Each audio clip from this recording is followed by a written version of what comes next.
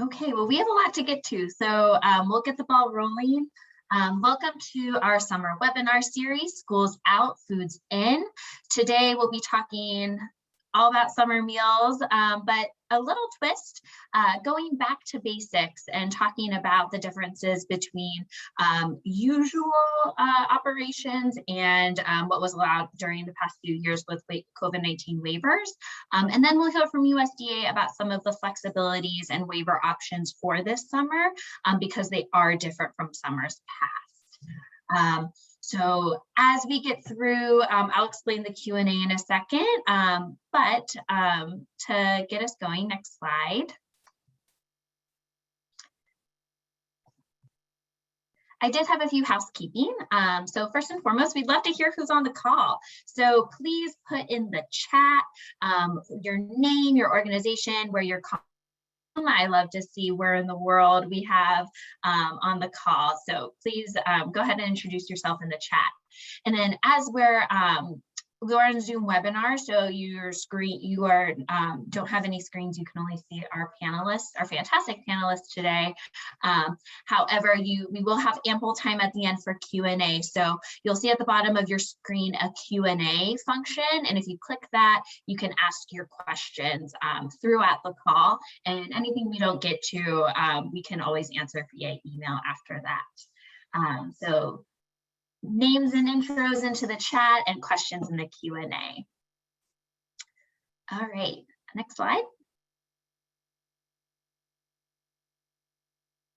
So today's agenda, I will introduce myself. I don't think I've done that yet. My name is Paige McCorney. I'm with Share Our Strength. We run the No Kid Hungry campaign. And after our brief welcome and intro, I will go through an overview of summer 2022 operational requirements for SFSP, the Summer Food Service Program, and SSO, the Seamless Summer Option. And then I'll kick it over to our friends at USDA. So Alice McKenney and Andrea Farmer. And then last but not least, we'll have ample time for Q&A. So again, please put your questions into the Q&A box and we'll get to those at the end of the call.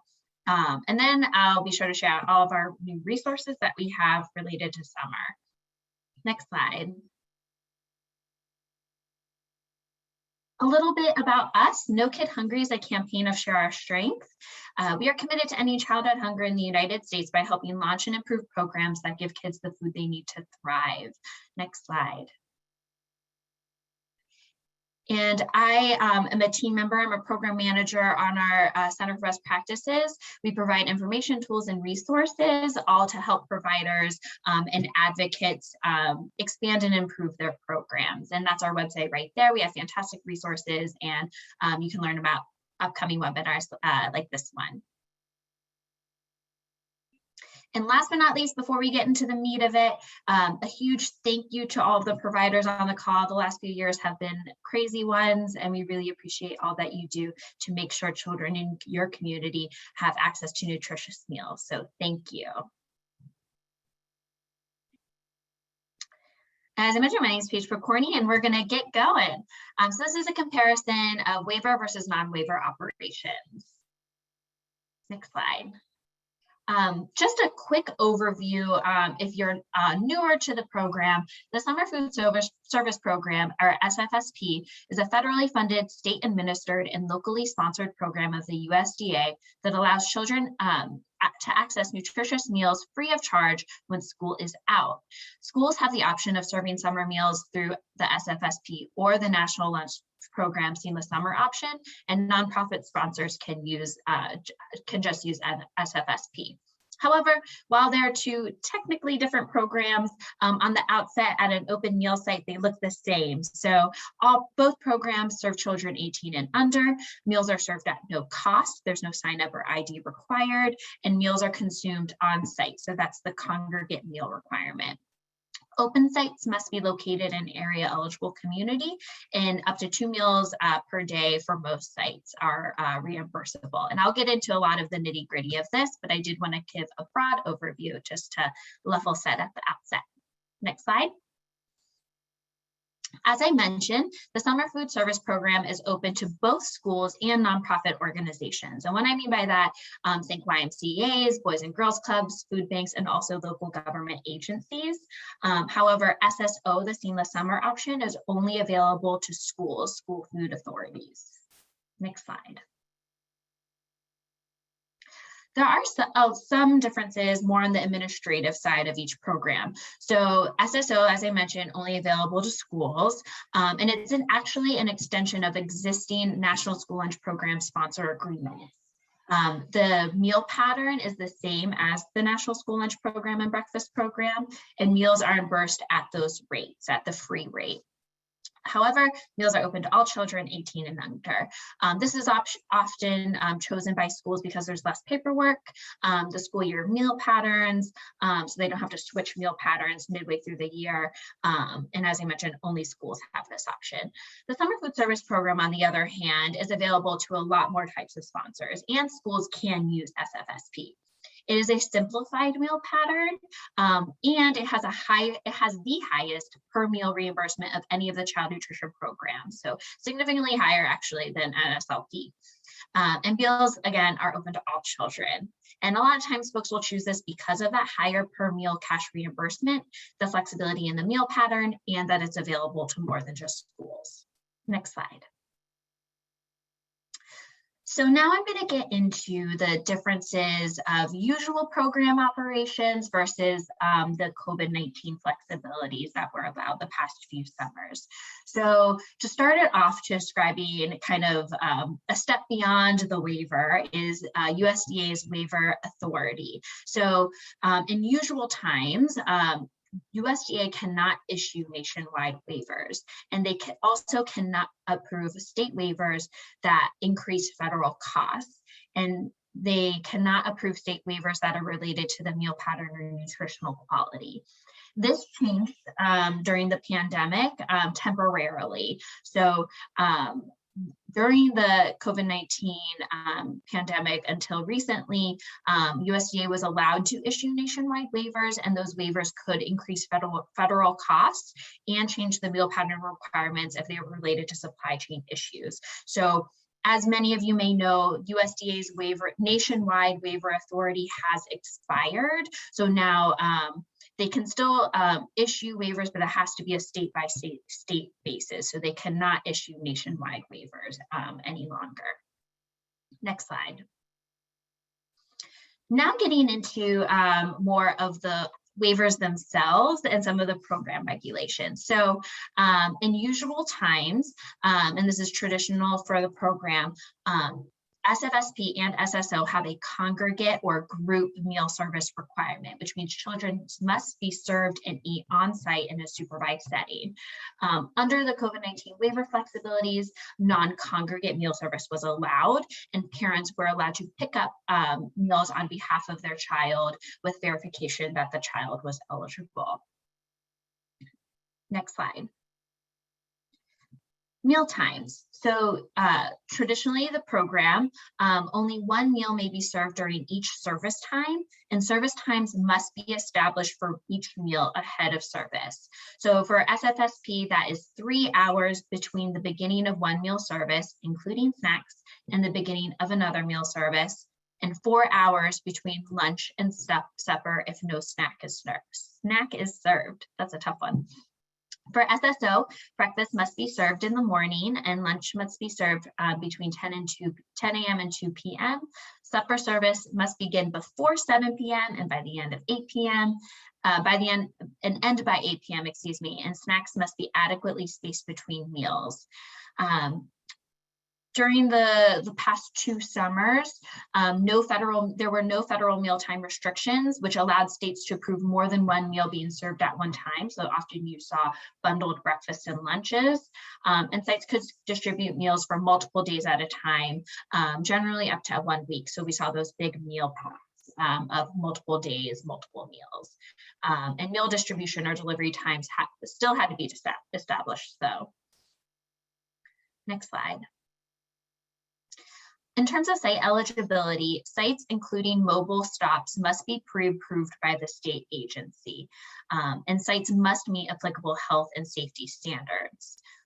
For open meal sites, they must be located in eligible areas with greater than 50% free or reduced price eligibility based on school or census data. If you are coming from the Child and Adult Care Food Program at-risk after-school meals program, note that summer allows the utilization of census data, unlike the after-school program only allows school data. For closed enrolled sites, more than 50% of those enrolled in the program must be documented as free or reduced price eligible. So I like to think of it, open sites is eligibility is based on like geography and the children who live in that geography, and closed enrolled sites are based on the children attending that site. And so during the COVID-19 flexibilities, this was all the same, generally speaking, but in summer 2021, area eligibility was waived for all programs and sites. Next slide.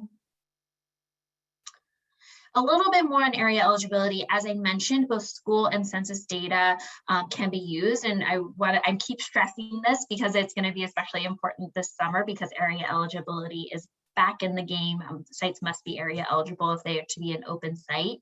And I have linked here, and the slides will be provided after this call, the average eligibility map that we have, and USDA also has a map that you can use to see if your site is under the area eligibility using those data sources. A couple other things, area eligibility must be determined every 5 years, regardless of transition from one child nutrition program to another. However, once determined, an approved site, the site's area eligibility is locked in for 5 years. So for example, if a site was deemed area eligible in 2018, that eligibility would carry through for 5 years, so through this summer. Next slide. This meals reimbursed is pretty much the same during the COVID-19 flexibilities and before and in the future. So per child per day, 2 meals and 1 snack. So a breakfast and a lunch, or I'm sorry, 2 meals or 1 meal and 1 snack. The only exception is that sites are permitted to serve for multiple days at the same time. And note, if you are determined to have a camp or migrant site, the meals reimbursed are slightly different. You can claim more meals. Days of operation. So the usual summer meals program allows weekend service and service up to 7 days per week. It allows service on holidays during summer break or intersession breaks for year-round schools. However, it cannot be used during planned school closures or non-school days during regular school year, like spring break. During the COVID-19 flexibilities allowed service during planned school closures and non-school days in spring of 2020. In school year 2021, serving through SFSP SSO was permitted on any day, regardless of school operating status. And then this school year 21-22, schools were permitted to serve through SSO on school days and during unanticipated school closures. However, the use of SFSP was limited to unanticipated school closures without virtual instruction. Next slide. So I mentioned this word, unanticipated school closures. So SFSP has always been available during unanticipated school closures. So traditionally available October through April. Sponsors must be approved within the current or past 2 calendar years. So they must be an already approved sponsor to waive the application to serve during this time. States may opt not to conduct pre-operational visits to sponsors operating during closures, and states need a waiver for schools to be sites. Some of the COVID-19 flexibilities was that unanticipated school closure operations could continue through the end of school year 19-20 despite virtual instruction. And during this school year, as I mentioned, waivers could only be used during unanticipated school closures if there was not virtual learning happening. Next slide. This one's easy. Glad I got to an easy one. This has been a dense section. So participant eligibility, who can get the meals? Free meals for all children and teens 18 and under at open or closed enrolled sites.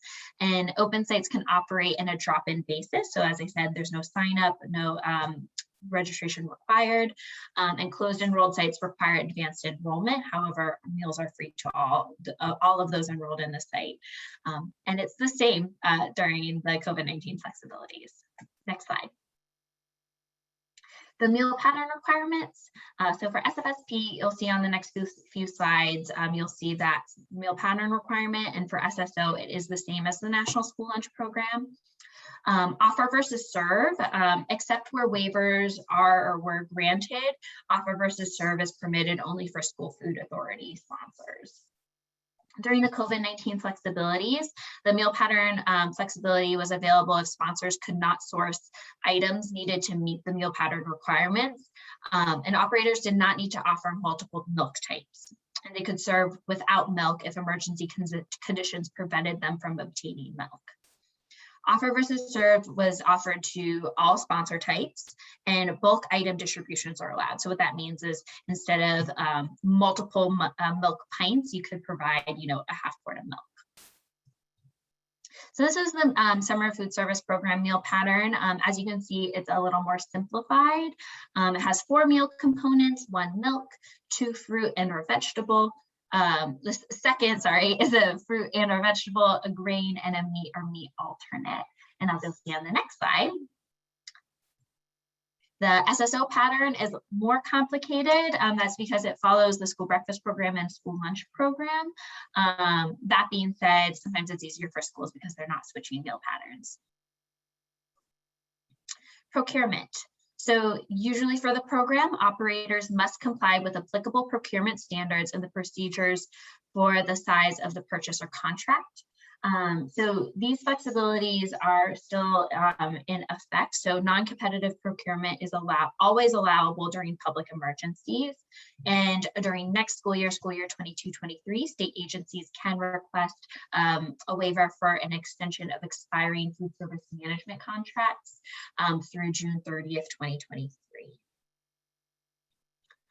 Daily records. So again, this one's a little simple because it's the same regardless of when we're thinking usual versus COVID-19 flexibilities. So meal counts must be separated by meal type, and you need the first meal served to eligible children, second meal served to eligible children, meals served to adults performing food service labor. This is an allowable cost, but not reimbursed. Meal counts of those served to non-program adults, if any. So this is neither allowable nor reimbursable, as a reminder. Excess or leftover meals and non-reimbursable meals. You also need the count of meals prepared or delivered by type, so breakfast and lunch. And then lastly, the menus. Next slide.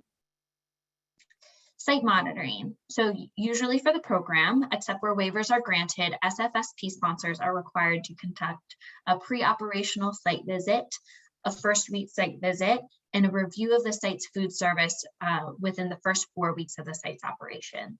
Under the COVID-19 flexibilities, desk audits could replace on-site visits and reviews, and first week site visits could be waived in certain circumstances. Next slide. Whew. That was a lot. If you have questions, now is the time to put them in the Q&A. I am excited to pass this over to Alice and Andrea to provide a little more context around what USDA is rolling out for this summer. So again, please put all of your questions in the Q&A box, and we'll do our best to get to all of them.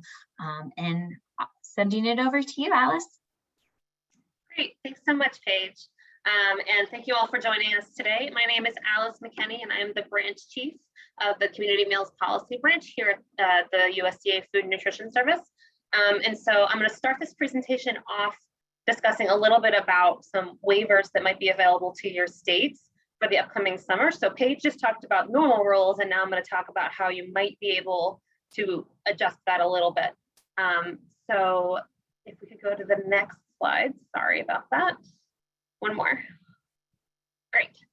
So as you all know, due to the pandemic in March of 2020, Congress first provided USDA with the authority to waive statute and regulations for the child nutrition programs through the Families First Coronavirus Response Act. This act allowed FNS to address the urgent need for nutrition assistance during the COVID-19 pandemic by granting USDA the authority to issue nationwide waivers. These waivers allowed us to equip schools and other program operators with resources and operational flexibilities that were needed to serve kids throughout the pandemic. However, the emergency authority that allows USDA to offer these flexibilities expires at the end of this school year, and Congress did not extend USDA's waiver authority. This means that USDA can no longer offer the full range of waivers that are currently available. FNS understands that program operators will still need certain flexibilities to run successful programs both this coming summer as well as the upcoming school year.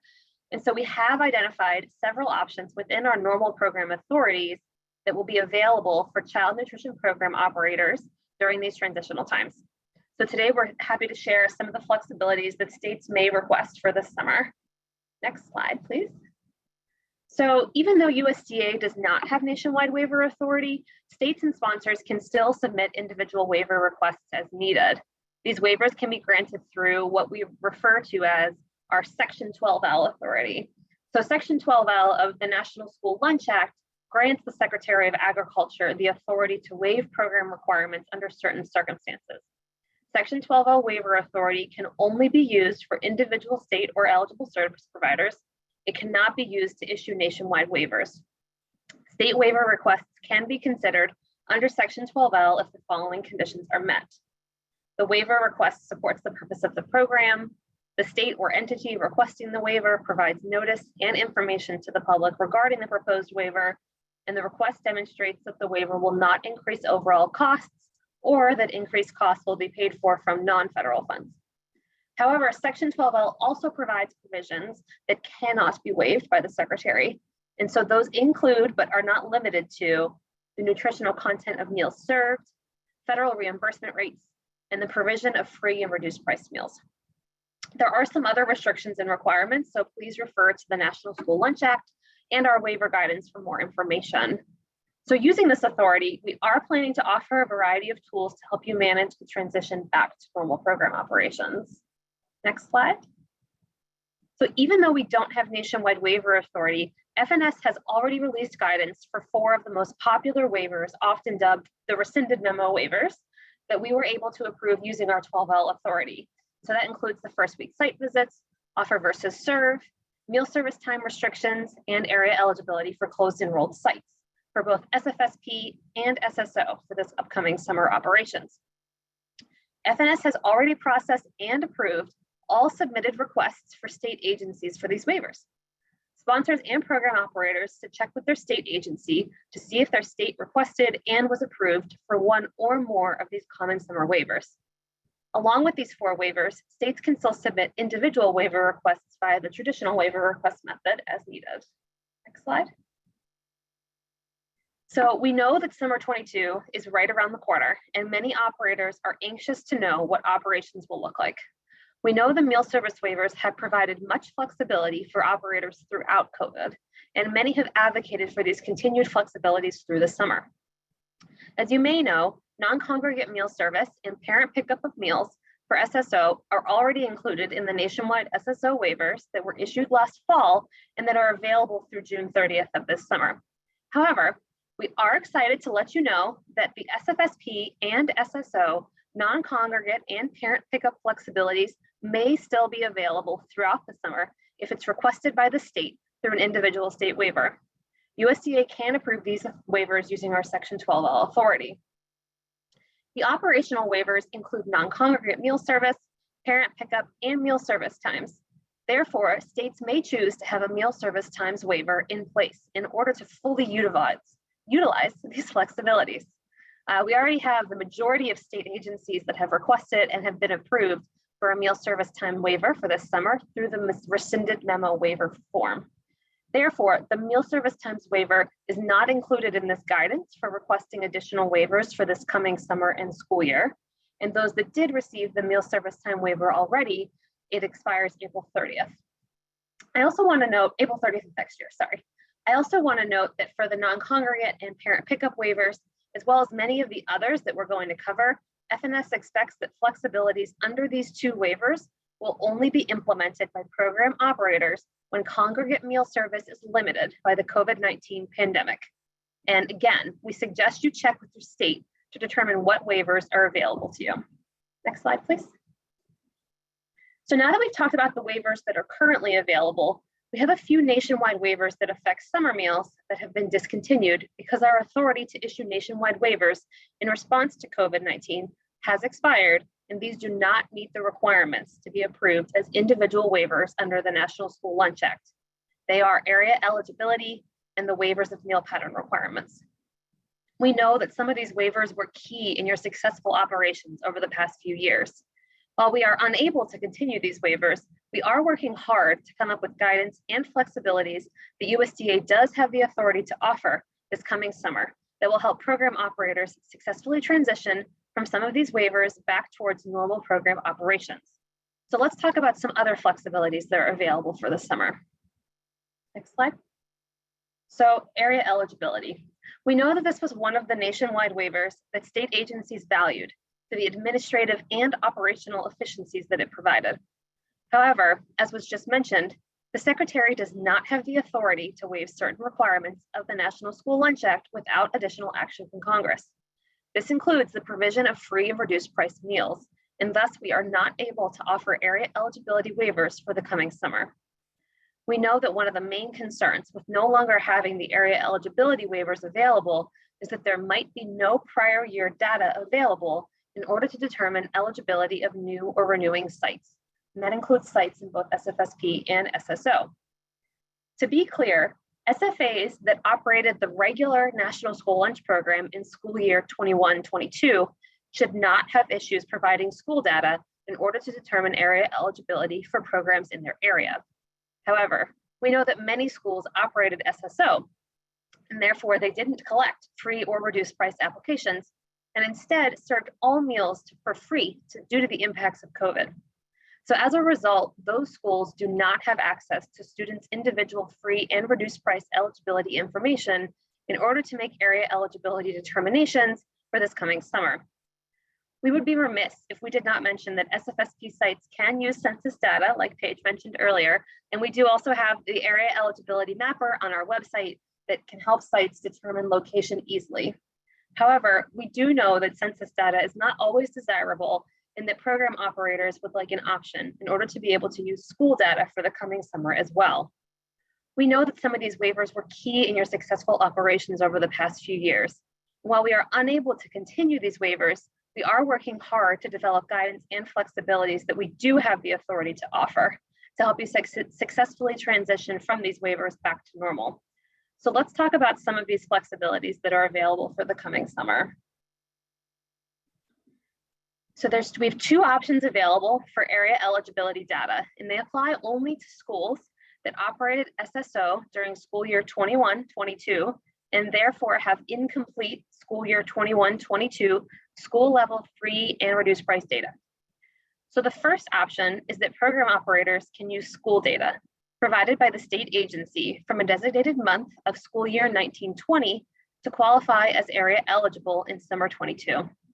The data to be used to determine area eligibility must be the most recent data available, which for this year is likely data from school year 19-20. The determinations made with school year 19-20 data will be valid for the next 2 program years. Therefore, area eligibility determinations made for this summer using 19-20 data will last through summer 24. The second option is that program operators can use a process like the school's community eligibility provision, also known as CEP, to qualify for area eligibility in summer 22. Without getting into all the nitty-gritty here, this option leverages the process that schools participating in the community eligibility provision use to qualify as area eligible sites. Sites that qualify for area eligibility using this method must follow regular program rules for summer 23 and onward. More detailed guidance on both of these options is forthcoming from FNS soon, but we wanted to preview them here for you today. We also have a couple of other little quick things that I'm just gonna hop through, not related to waivers, that we thought we would update you all on. So that, as you might recall, in May of 21, we released a memo about collecting race and ethnicity data by visual observation and identification. That memo provided guidance to states and program operators on removing visual observation and identification as an allowable practice in obtaining race and ethnicity data from summer food service program participants. We did receive reports that program participants do not want to have their race or ethnicity determined for them.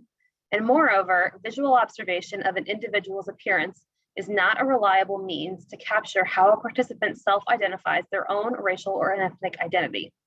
Therefore, we have determined that visual observation and identification by institutions and facilities, as well as SFSP sponsors, is no longer an allowable practice. Self-identification and self-reporting are the preferred methods of collecting demographic data from program participants, and sponsors are encouraged to explain the importance of this data reporting. Summer sponsors should consult with their state agency on available data sources in your area. We are working closely with our Civil Rights Division to develop technical assistance and additional guidance, and we want to thank you for your patience. Next, I want to provide an update on a few of our research studies that are relevant to summer really quickly. So the Summer Meals Study provides a comprehensive nationally representative assessment of the summer food service program, as well as the seamless summer option. And the study examined the facilitators and barriers to program participation among participating and non-participating families, sponsors, and sites. The study was published in October of 21. Detailed information on it and its findings can be found on our website, and we also have the URL for you here on the slide. We also have a couple studies in progress. Most notably for summer, we have the school meal operations study that's working to collect information related to the congressionally mandated reporting requirements for the COVID-19 nationwide waivers. So stay tuned for the results of that. And then on our next slide, something that you all might have heard of before. So I want to switch gears and briefly give you an update on our Turnip the Beet. So this beloved program returned to normal operations in 2021. And we just announced the most recent batch of winners a few weeks ago. Perhaps we even have some winners here today. So Turnip the Beet is our voluntary award program to recognize summer meal sponsors, including both SFSP and SSO sponsors, who go above and beyond the regulatory meal requirements in an effort to serve meals that are nutritious and appealing. The Turnip the Beet was piloted for 3 years, beginning in 2016, and officially returned by popular demand for program year 21. The new Turnip the Beet is very similar to the pilot, but with some modifications to questions and criteria based on lessons learned and stakeholder feedback.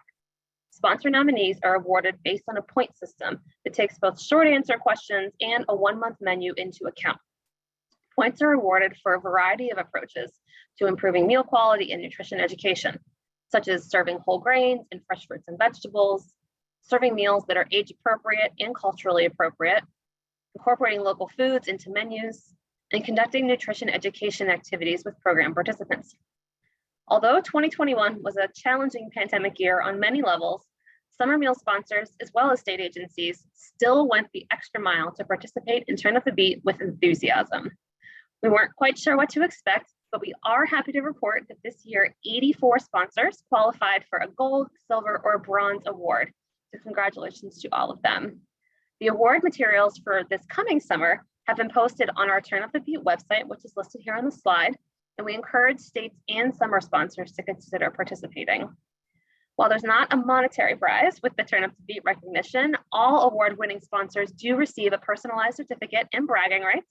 And we will also publicize our gold and silver level awardees through our communications channels. And then I just have one more quick update on the next slide.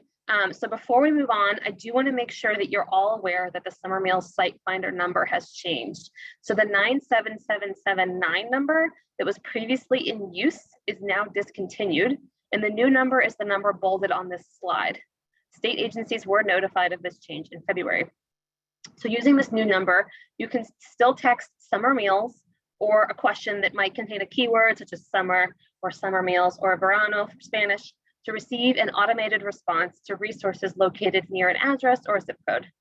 We encourage you to relay this information as appropriate, and we encourage sponsors to update any relevant promotional materials.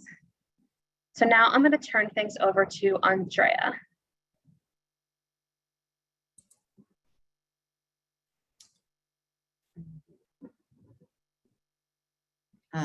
And hello, everyone. I hope that my camera is on. Let me make sure of that. I'm Andrea Farmer. Thanks to all of you who are on our, who have tuned in.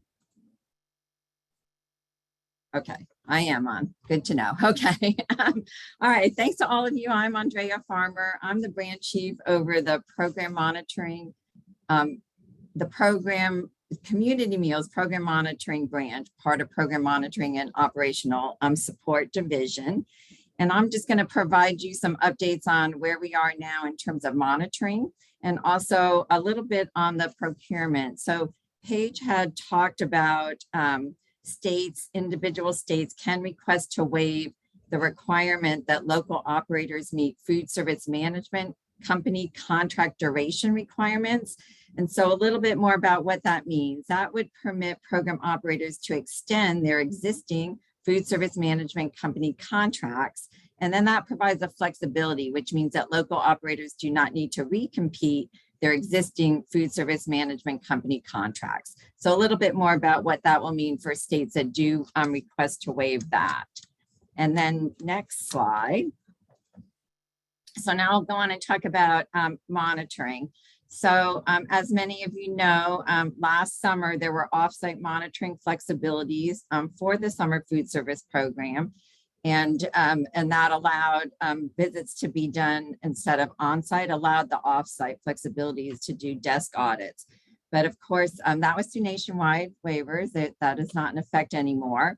But I will say for continuing through this year, we did recognize that with COVID conditions, a number of the current monitoring requirements or regulations just are not officially addressing the oversight of the child nutrition programs. So, and starting in fiscal year 21, but again for fiscal year 22, we provided state agencies the opportunity to submit a waiver request of both state and local child nutrition program monitoring requirements.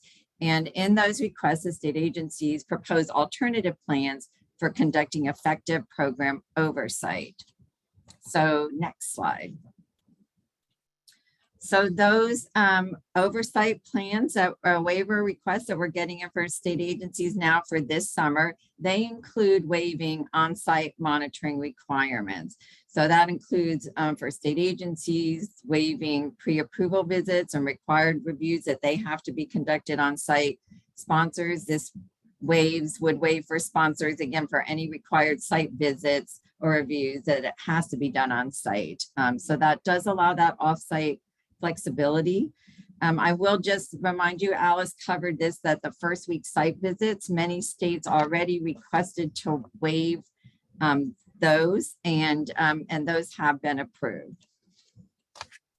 So next slide.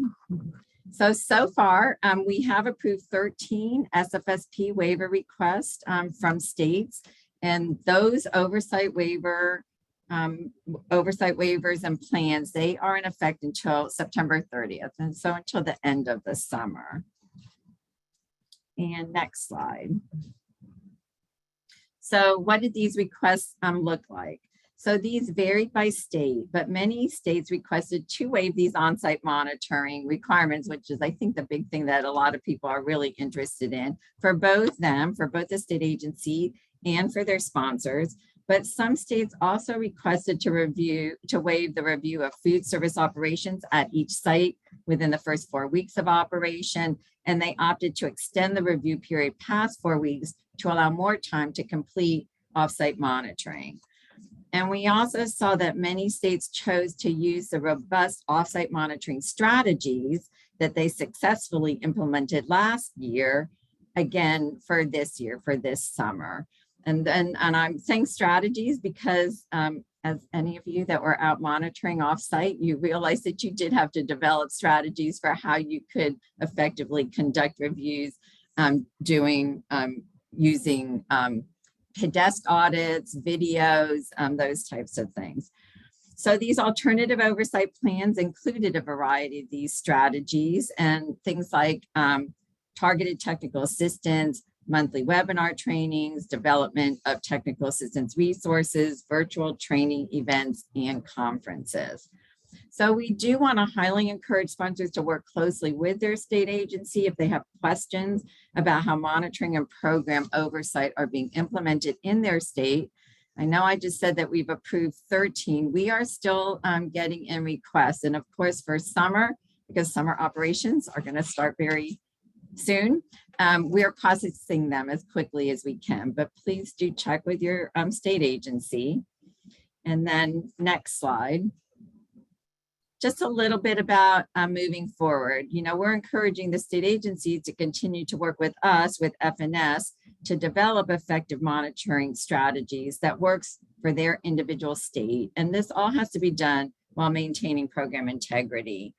And over the course of the pandemic, over the past 2 years, we've really collected a lot of feedback from state agencies, stakeholders, sponsors about how they conducted monitoring. Especially offsite or a hybrid of offsite and onsite. So we're looking at those, that feedback and looking to see what types of monitoring flexibilities that we may be able to make available without the need for a waiver. So that is future, looking down the road. For this summer, folks will be covered again if their state agency requests an oversight waiver. And we really do appreciate on the monitoring side, all the hard work and effort states and sponsors, summer sponsors put into monitoring each year. And it really shows the commitment to quality and program integrity, ensuring that children will continue to have access to those nutritious meals in their communities throughout the summer. So that is it. Next slide. Thank you so much, Andrea and Alice. That was fantastic. So much information. My head's about to explode a little bit, but that's okay. These slides will be available after the call. We will be sending them out with the webinar recording and in addition to any resources. So now it's time, we have plenty of time for Q&A. So continue putting questions in the chat. Also, if you put a question in there, check back at it because it might already be answered via text by one of the USDA folks on the call.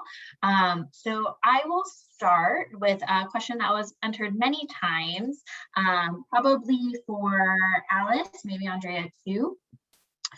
Could you advise or give examples of what constitutes the determination that non-congregate service is limited due to the COVID-19 pandemic? Sure, sorry, I'm just pulling up my notes here because this is definitely a question we have gotten before.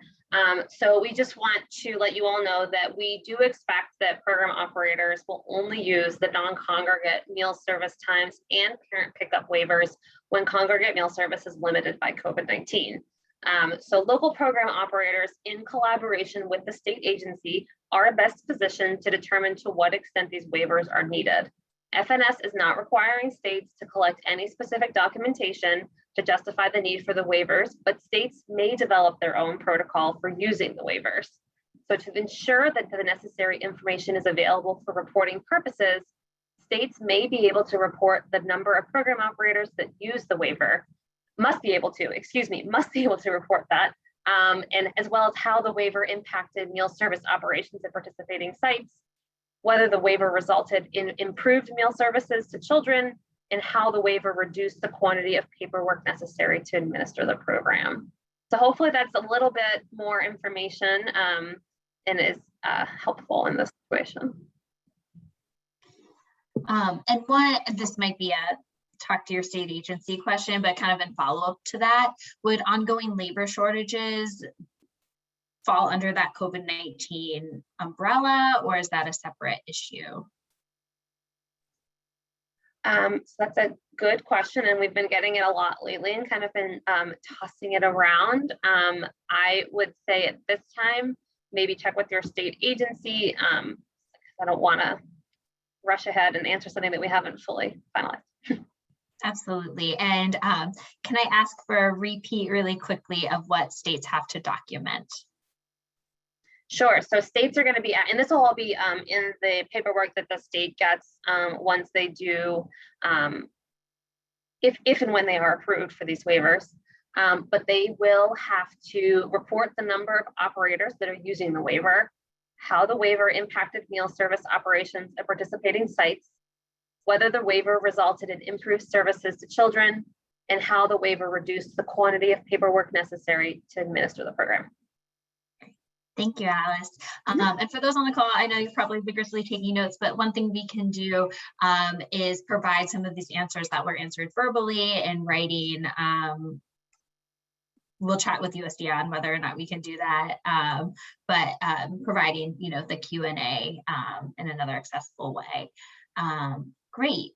So another question kind of about June, and there's a little bit of confusion about what waivers are available in June. Can you explain the availability of SSO waivers that were previously issued and how that interacts with these waivers that are now available? Sure, yeah. So there are still, because schools were allowed to operate SSO during this past or current school year, right? And so there were some operational waivers associated with that. They do go through June 30th, and that includes the parent pickup and non-congregate including others. But however, states, even though they opted into the nationwide, states have the discretion to decide for how long they want to operate those waivers for. So I think I've heard that some states are just ending them when the academic school year ends. Other states are choosing to operationalize that a little bit differently. But the nationwide waiver is available through June 30th, but it is up to the state how they want to use that. Great, thank you. Another kind of clarifying question on the CEP process for area eligibility. Could you just clarify, because I know the threshold for CEP is different from the area eligibility threshold, what exactly is like the number we're looking for? And then how long is that determination good for with this new CEP option? So the CEP option, which we probably should call it something else because it's not CEP, it's just right. a process like CEP. And I didn't get into the details of it here because it is a little complicated. And it admittedly, I work in the summer meal space, I don't work in the school meal space, so I'm learning this all very quickly. But the CEP option allows you to do a similar calculation to how a school might get enrolled in CEP. But you don't normally, in order for an SFSP site to have to use CEP to qualify, their school would have to be CEP. We're letting them just for this summer use CEP calculations. So that's the identified, for those that know what I'm talking about, that's the identified student percentage times the 1.6 multiplier to determine if you can hit that 50% threshold, even if your school that you're in the area of is not participating in CEP. So it's the same calculation, but they don't have to be a community eligibility provision school just for the summer. And for those on the call that might be curious, it is also an option for CACFP through this coming school year for those sites that are relevant for that, but it's not going to be available next summer. The other option that we offered for calculating area eligibility flexibilities, using the 1920 data, because you don't have last year's data, that's available through summer 24. And that's just because of the way that those data sets are set up. Got it. Thank you. That answered a lot of my questions, I know, so appreciate it. And for folks on the call who aren't familiar with identified student percentage, that is through a process of direct certification. I won't get into it, but please do reach out if you have questions, and reach out to your state agency if you have questions. If you are a traditionally summer provider and not really sure about the process for that CEP direct certification. And I'll add to that too, that we know that those two options were complicated and like, how is this on one slide? How would just act on this? We are working on written guidance specific to area eligibility that is in the clearance process. So stay tuned, that will get released to your states as soon as it's available. We are working to expedite that, but yeah, not available quite yet. Awesome. Thank you, Alice. Okay. Let's see here. There's a lot of questions, so I'm just trying to sift through.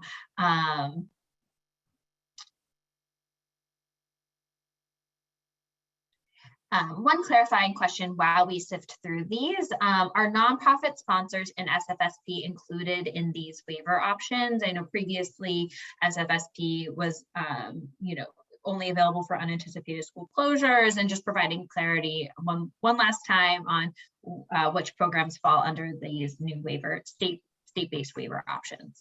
Yeah, so these waivers for this coming summer are available to any, again, state agency discretion, but they are options for any eligible service providers. That would include nonprofits, that would include SFAs, that would include anybody that normally would run the SFSP program or SSO for that matter.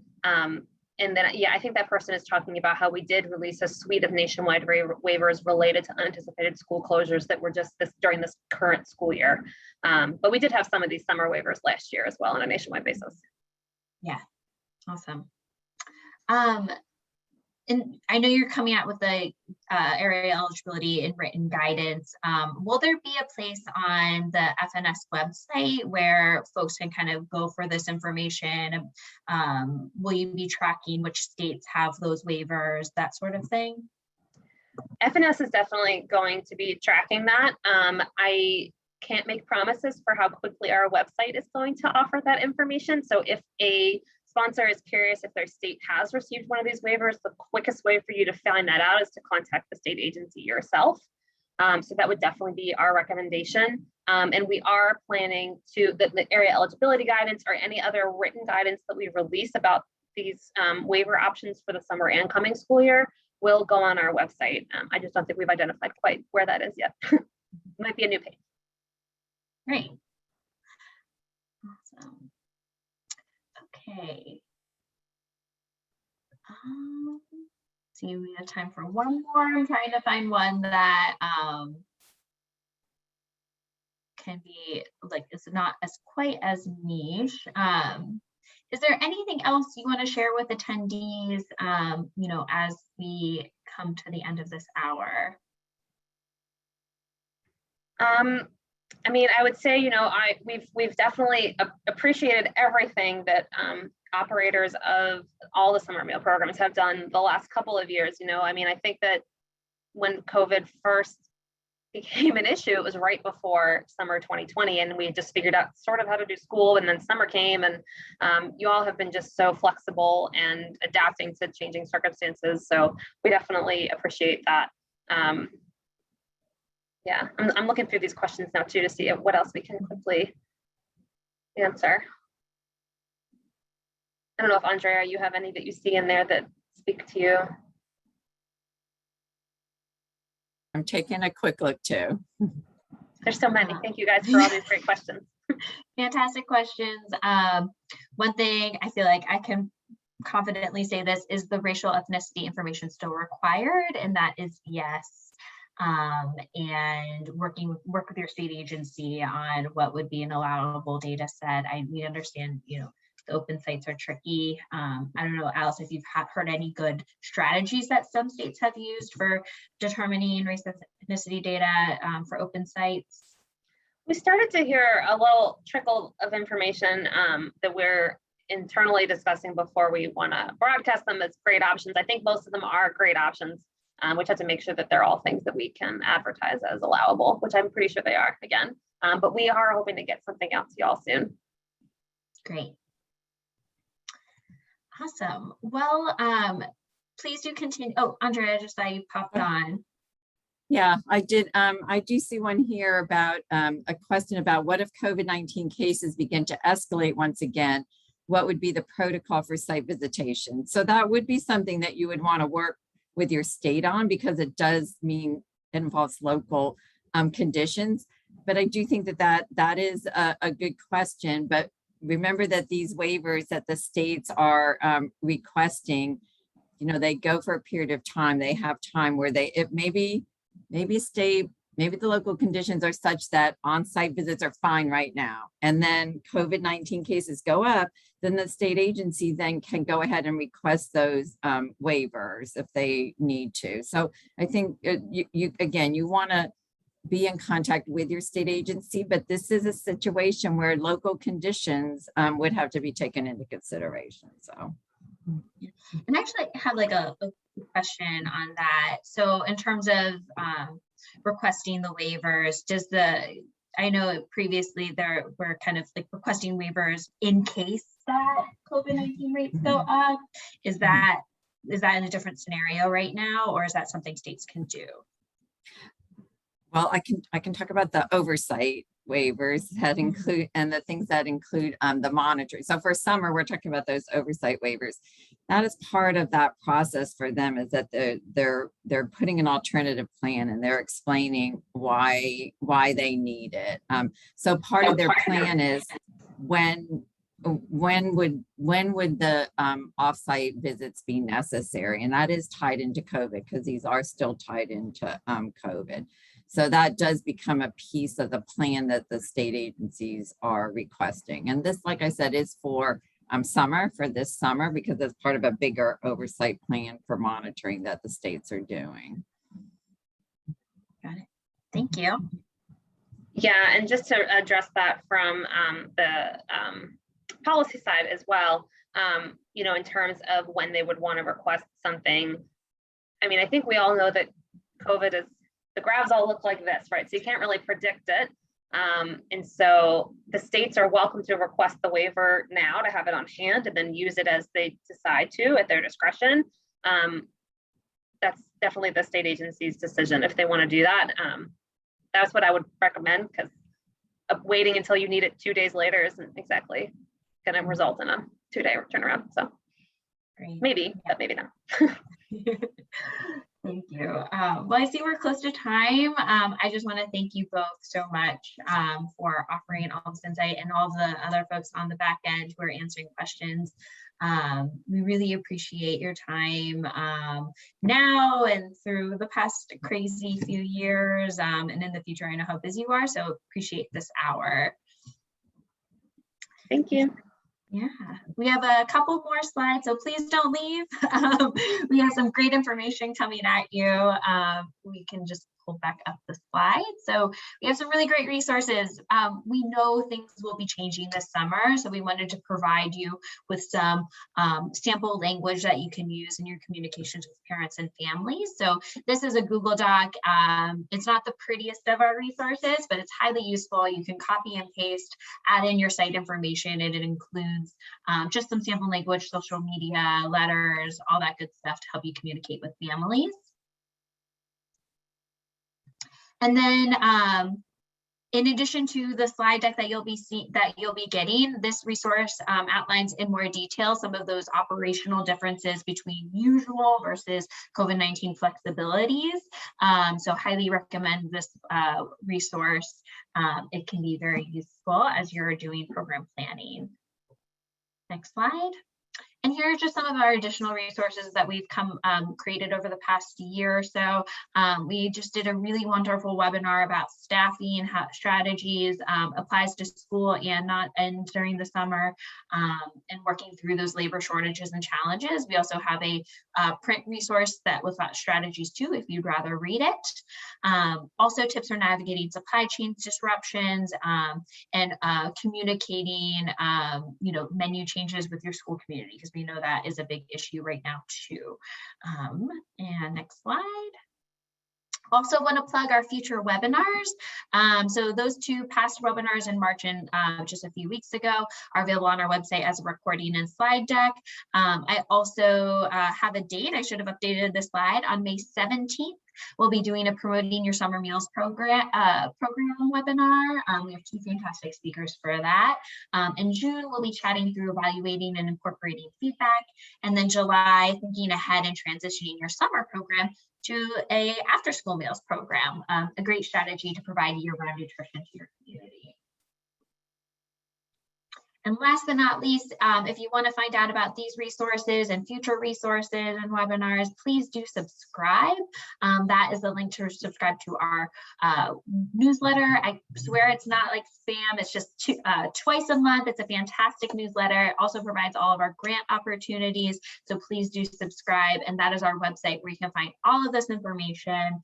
Last but not least, you can have my contact information right there, peoplecorning@strength.org. You can always email me. I'm happy to chat and connect you with the folks who can help answer your questions.